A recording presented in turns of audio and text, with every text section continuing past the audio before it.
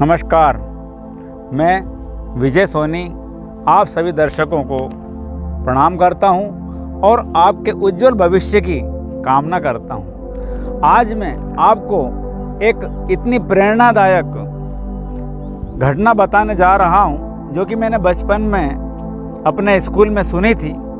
उससे मुझे बहुत प्रेरणा मिली और दुनिया के हजारों लाखों बच्चों को और उनके माता पिता को बहुत शानदार प्रेरणा मिलने वाली है। कृपया इस वीडियो को आप पूरी सुनें और अपने बच्चों को जरूर सुनाएं।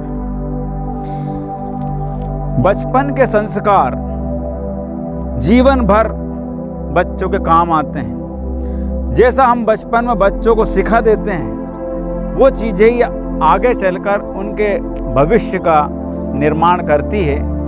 वे अच्छे बनेंगे, बुरे बनेंगे, महान बनेंगे या गलत बनेंगे, ये संस्कारों के ऊपर आधारित होता है। इसलिए संस्कार की बड़ी भारी महिमा है। बच्चा छोटा पौधे के समान होता है। जैसे छोटी सी बेल होती है, उसको जिधर चाहो उधर चढ़ा दो, उसी दिशा में वो मुड़ जाती है। ऐसे ही बच्चे को जैसे संस्कार बचपन में दे दिए जाते हैं, वैसा ही बच्चा आगे चलकर बन जाता है। इस बात में कोई भी संदेह नहीं है।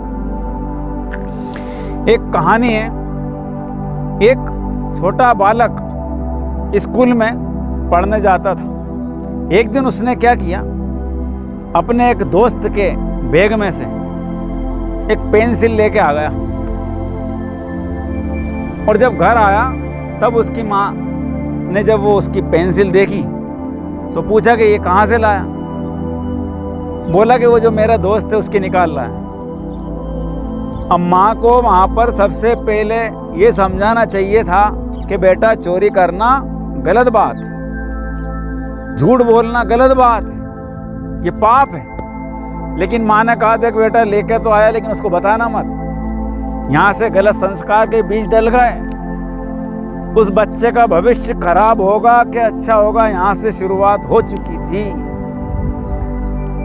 अब देखिए, जब बच्चे को उसकी माँ ने नहीं समझाया तो दूसरे दिन वो किसी दोस्त के बैग में से पेन लेकर आ गया, फिर कभी रबर लेकर आ गया, किसी दिन किसी बच्चे का कंपास निकाल लाया, किसी का भोजन का टिफिन निकाल के लेकर आ गया, किसी बच्चे के कोई सामान ले आया, कोई सामान लेकर आ गया।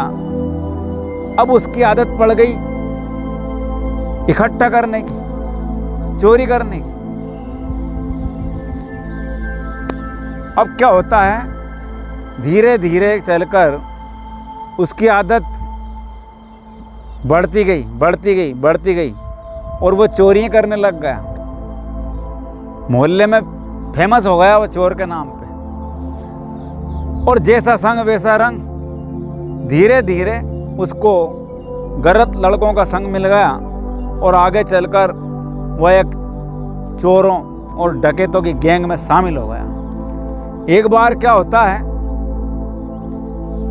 कि वो एक बहुत बड़े आपराधिक मामलों में पुलिस के द्वारा पकड़ा गया और ऐसा मामला था, ऐसा गंभीर मामला था कि केस चला और एक दिन दुर्भाग्य से उस व्यक्ति को फांसी की सजा हो गई। जब फांसी की सजा हुई तब उससे यूं पूछा गया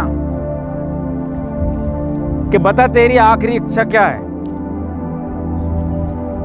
मैंने सुना है कि आखिरी इच्छा पूछी जाती है कि अपनी कोई आखिरी इच्छा हो तो बताओ मरने वाले से। तब उस लड़के ने बोला कि मुझे मेरी माँ से मिलना है, मेरी आखिरी इच्छा यही है। अब देखिए, उसकी माँ रोती रोती दौड़ लगाती उससे मिलने आई, क्योंकि कल बच्चे को फांसी होने वाली है। तो माँ के क्या बुरे हाल हुए होंगे। लेकिन ये गलती माँ की ही थी कि जो उस बच्चे को एक बहुत बड़ा चोर बना दिया।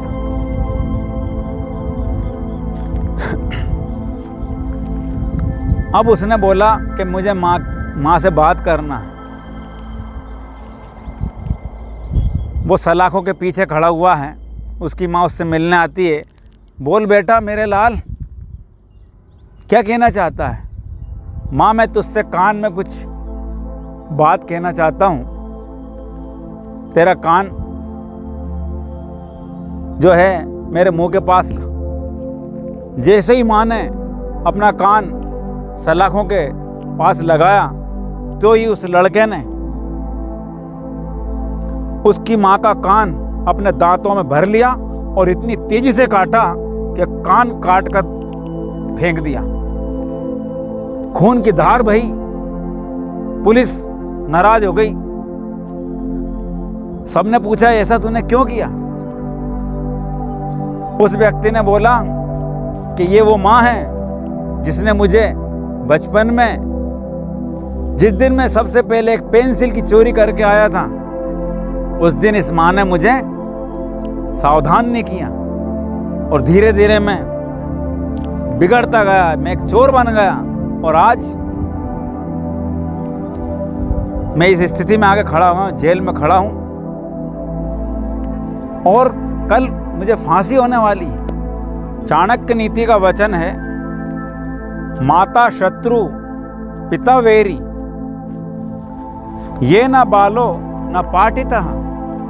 अर्थात वह माता और वो पिता बच्चे के शत्रु के समान, जो उन्हें अच्छे संस्कार और अच्छी शिक्षा समय पर प्रदान नहीं करते। इसलिए बच्चों को शिक्षा देना बहुत जरूरी है, संस्कार देना बहुत जरूरी है। एक श्लोक सुनाता हूं मैं। पुत्राश्च विविधे शीलेर नियोज्यः सततम बुधे नीतिज्ञः शील संपन्न भवति कुल पूजिता।